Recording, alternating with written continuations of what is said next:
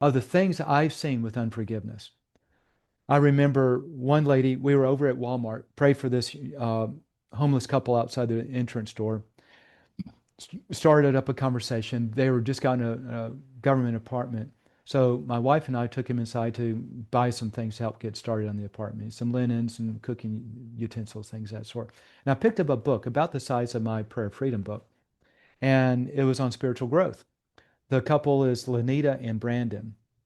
Brandon had on a hat that had the big word Levi's on it. You know, it's a Levi's hat.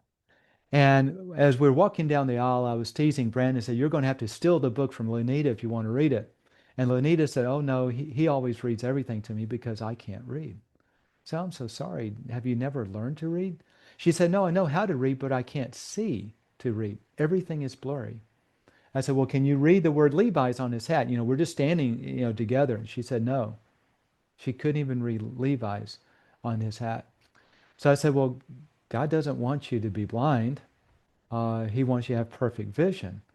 So can I pray for you?" And as I'm about to pray, the Lord prompted me to ask her, "Do you have unforgiveness for anyone?" She said, "Yes." I said, "Who was that?" She said, "It's my ex-boyfriend. He grabbed me by the back of the head, on my hair, and slammed my head over and over again into the side of the dresser and busted out all of my teeth."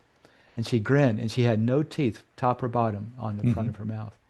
So now you have deep trauma, heavy wounding, a lot of unforgiveness for what that man did. I said, "Would you be willing to forgive him?" Watch this. Look, this is real interesting. She had not forgiven him, but now that there's something in it for her, she was willing to forgive. Hmm. I think that's what happens